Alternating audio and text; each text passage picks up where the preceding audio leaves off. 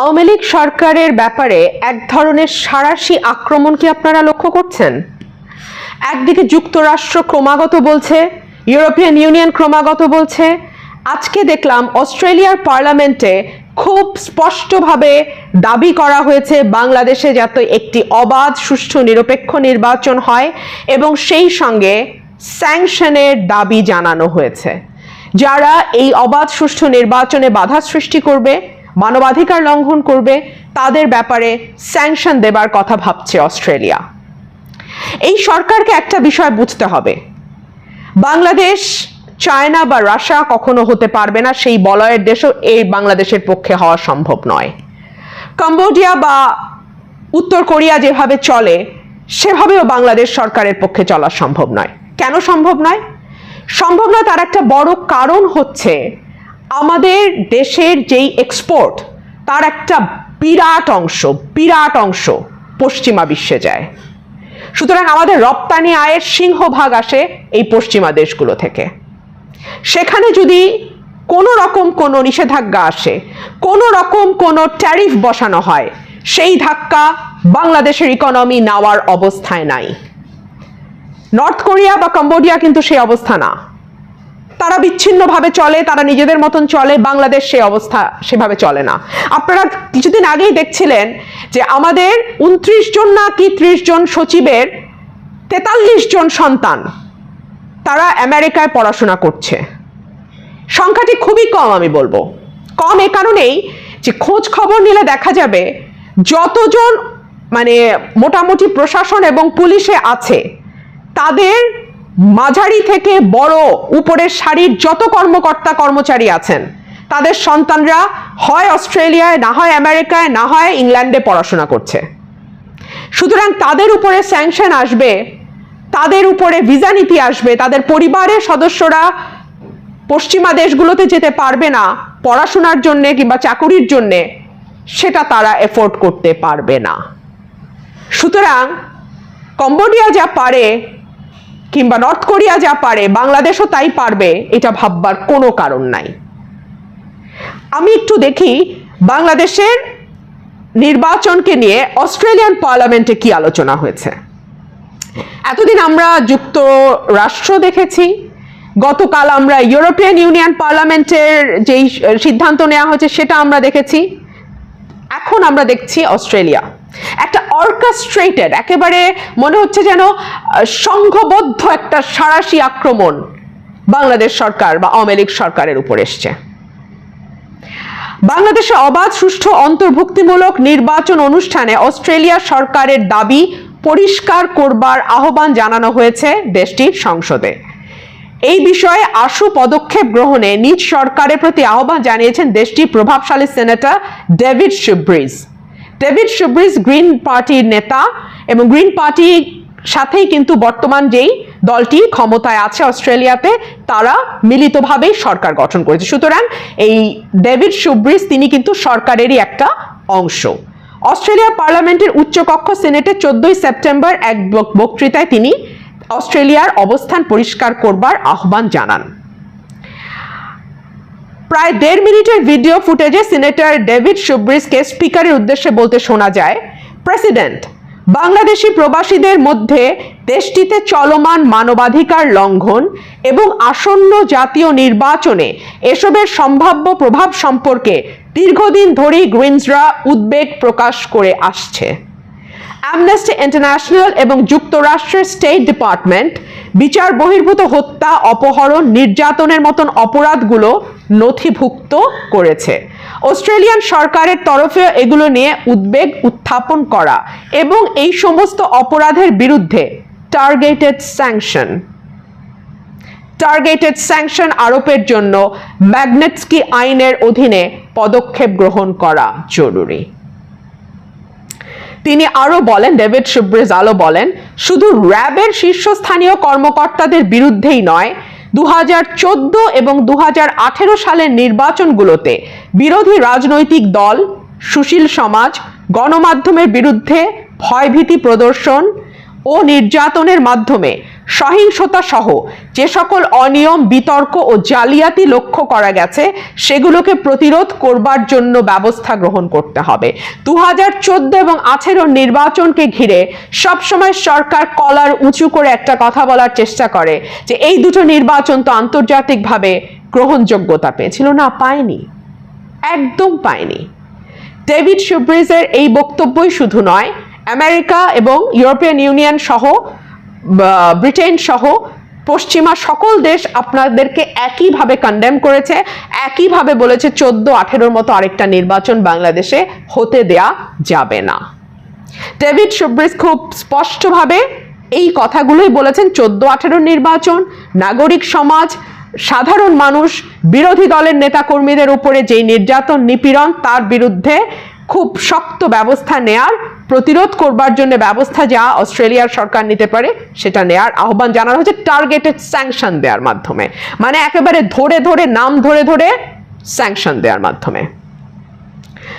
Australian senator বলেন, কূটনীতির মাধ্যমে আইনের শাসন এবং মানবাধিকার প্রচারে প্রতিশ্রুতিবদ্ধ সরকার হিসেবে গ্রিনসরা আলবেনিজ সরকারকে নির্বাচনের আগেই বাংলাদেশের সরকারের সাথে এই নিয়ে গঠনমূলক সম্পর্ক গড়ে তোলার এবং অবাধ, সুষ্ঠু ও অন্তর্ভুক্তিমূলক নির্বাচন অনুষ্ঠানে অস্ট্রেলিয়ার দাবি পরিষ্কার করবার আহ্বান জানাচ্ছি। এর আগে চলতি বছর 8 ফেব্রুয়ারি বৈশ্বিক মানবাধিকার পরিস্থিতি নিয়ে পার্লামেন্টের উচ্চকক্ষ সিনেটে বক্তৃতার সময় বাংলাদেশে বিচার বহির্ভূত হত্যা, গুম, নির্যাতন সহ মানবাধিকার লঙ্ঘনের ঘটনা বন্ধে জরুরি পদক্ষেপ নিতে অস্ট্রেলিয়ার সরকারের প্রতি আহ্বান জানিয়েছিলেন দেশটির আরেক সেনেটর, গ্রিনস দলের আরেক নেতা জ্যানেট রাইস। অর্থাৎ এই বছরই দুইবার অস্ট্রেলিয়ান পার্লামেন্টে বাংলাদেশের নির্বাচন নিয়ে, বাংলাদেশের মানবাধিকার লঙ্ঘন নিয়ে, গুম, বিচার বহির্ভূত হত্যা নিয়ে, নাগরিক সমাজের উপর নিপীড়ন এবং বিরোধী দলের নেতাকর্মীদের উপর যেই ভীষণ রকম চাপ এই সরকার তৈরি করছে সেগুলো নিয়ে আলোচনা হয়েছে। এবং এইবার খুব পরিষ্কারভাবে বলা হয়েছে নির্বাচন হতে হবে অবাধ, সুষ্ঠু, অন্তর্ভুক্তিমূলক। কিছুদিন আগে আপনারা দেখেছেন যুক্তরাজ্য এক্স্যাক্টলি এই ভাষায় কথা বলেছে, অবাধ, সুষ্ঠু এবং অন্তর্ভুক্তিমূলক, সকলের অংশগ্রহণমূলক নির্বাচনের কথা। অস্ট্রেলিয়ান পার্লামেন্টে টার্গেটেড স্যাংশনের কথা বলা হচ্ছে। আমাদের অনেক আমলা, প্রশাসনের কর্মকর্তা, আইন শৃঙ্খলা রক্ষাকারী বাহিনীর অফিসার, তাদের সন্তানরা অস্ট্রেলিয়াতে পড়াশোনা করতে যায়, ঠিক যেভাবে তারা যায় ইংল্যান্ড বা আমেরিকাতে। সুতরাং একটা স্যাংশন যদি কোনো কর্মকর্তার উপরে আসে, তার পরিবারের সদস্যদের উপরে আসে, সেটা তাদের জন্য খুব ভারী হয়ে যাবে। এবং নির্বাচনের এখনো 3 মাস বাকি, যেইভাবে একটার পর একটা প্রস্তাব আসছে, পাশ হচ্ছে, পার্লামেন্টগুলোতে বাংলাদেশের নির্বাচন নিয়ে আলোচনা হচ্ছে, এটাকে কোনোভাবেই আমরা আর বিচ্ছিন্ন বলে একপাশে সরিয়ে রাখতে পারি না। খুব মজার একটা তথ্য দিয়ে আমি আমার কথা আজকে শেষ করছি। ইতিমধ্যে আপনারা এটা জেনে গেছেন, পিটিআই যে হেডলাইন দিয়ে বাংলাদেশের অবস্থা নিউজ করেছে সেটা হচ্ছে বাংলাদেশের গণতন্ত্রের অবস্থা কি। তারা বলছে বাংলাদেশের গণতন্ত্র এখন লাইফ সাপোর্টে। পিটিআই কেন গুরুত্বপূর্ণ? পিটিআই গুরুত্বপূর্ণ এই কারণেই যে এটা সরকারি সংস্থা, ভারতের সরকারি সংস্থা। অর্থাৎ ভারতের সরকার যা বলতে চায় পিটিআইতে তাই ছাপা হয়। ভারতের সরকার যে দৃষ্টিভঙ্গি লালন করে, যে দৃষ্টিভঙ্গি রাখে, পিটিআই তাই প্রকাশ করে। এবং এই রিপোর্টটা যদি আপনারা দেখেছেন ইতিমধ্যেই, ডেফিনেটলি এটা আপনার মানবজমিন এটাকে তর্জমা করে প্রকাশ করেছে। এই রিপোর্টটিতেও 2014 এবং 2018 নির্বাচনের কথা বলা হয়েছে। এই রিপোর্টটিতেও 2014 এবং 2018 নির্বাচনকে ভীষণ রকম প্রশ্নবিদ্ধ এবং কারচুপিপূর্ণ নির্বাচন হিসেবে আখ্যায়িত করা হয়েছে। এই রিপোর্টটিতে আমাদের টিআইবি যে একটা দৈব চয়নের ভিত্তিতে 50টি আসনের কথা বলেছিল তাদের রিপোর্টে, যে 50টির মধ্যে 47টি আসনেই কারচুপির প্রমাণ পাওয়া গেছে, এই রিপোর্ট কিন্তু সেটাও স্বীকার করছে, সেটাকেও তারা রেফারেন্স হিসেবে নিয়ে এসছে। 47টা আসন, 50টার মধ্যে 47টাতেই নানান ধরনের কারচুপি হয়েছে। এই রিপোর্টটা আরো বলছে যে এই সরকার ক্ষমতায় আসবার পর 2009 সাল থেকে এখন পর্যন্ত 600-র উপরে মানুষ গুম হয়ে গেছে। এই রিপোর্ট বলছে 2018 থেকে 2023-এর মধ্যে 600-র উপরে মানুষ বিচার বহির্ভূত হত্যার শিকার হয়েছে। এই রিপোর্ট তার সর্বশেষ অংশে গিয়ে বলছে যে বাংলাদেশের আইনের শাসনের যে সূচক, সেই সূচকে 140টা দেশের মধ্যে বাংলাদেশের অবস্থান 127তম, একেবারে নিচের দিকে। কে বলছে? বলছে পিটিআই, ভারতের মুখপাত্র, ভারত সরকারের মুখপাত্র। এই রিপোর্ট বলছে ফ্রিডম হাউস বাংলাদেশকে আংশিক মুক্ত হিসেবে স্থান দিয়েছে এবং সর্বশেষ ওয়ার্ল্ড প্রেস ফ্রিডম সূচকে বাংলাদেশ 163 নম্বরে আছে, যেটা আফগানিস্তান এবং কম্বোডিয়ার চেয়েও নিচে। প্রেস ফ্রিডম ইন্ডেক্সে বাংলাদেশের অবস্থান আফগানিস্তানের মতন যুদ্ধ বিধ্বস্ত দেশ এবং কম্বোডিয়ার মতন ভয়ানক একটা মানে একনায়কতান্ত্রিক ফ্যাসিস্ট দেশের চেয়েও নিচে অবস্থান করে। আমার সবসময় মনে হয়েছে আমাদের মানে যারা আমরা মোটামুটি খোঁজ খবর রাখি, আমরা সবাই নিশ্চয়ই একমত হব এই বিষয়টিতে, যে পশ্চিম দীর্ঘদিন ধরে বাংলাদেশের আইনের শাসন, মানবাধিকার, গণতন্ত্র ইত্যাদি নিয়ে কথা বলেছে, কিন্তু ভারত কিন্তু দীর্ঘদিন ধরে চুপ ছিল। চায়না, রাশিয়া আবার সরকারের পক্ষে কথা বলেছে, স্ট্রংলি কথা বলেছে, ভারত চুপ ছিল। ভারতের অবস্থান কি পাল্টাচ্ছে? ভারত কি বুঝতে পারছে যে এইবার 14-18-র মতন সরকারকে রক্ষা করা তাদের পক্ষে আর সম্ভব হবে না?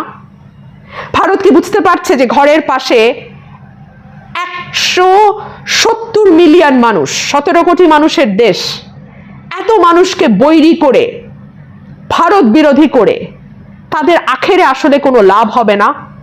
এবং এই সরকারকে যদি মানুষ মনে করে যে ভারত আবারও টিকিয়ে রাখছে, ভীষণ রকম একটা বৈরিতা তৈরি হবে ভারতের বিরুদ্ধে। অলরেডি যেটা আছে, আমাদের দেশের মানুষের মধ্যে ভারত বিদ্বেষ আছে।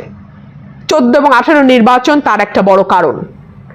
সেখানে যদি আবার 24 যোগ হয়, সেটা ভারতের জন্য অনেক ভারী হয়ে যাবে।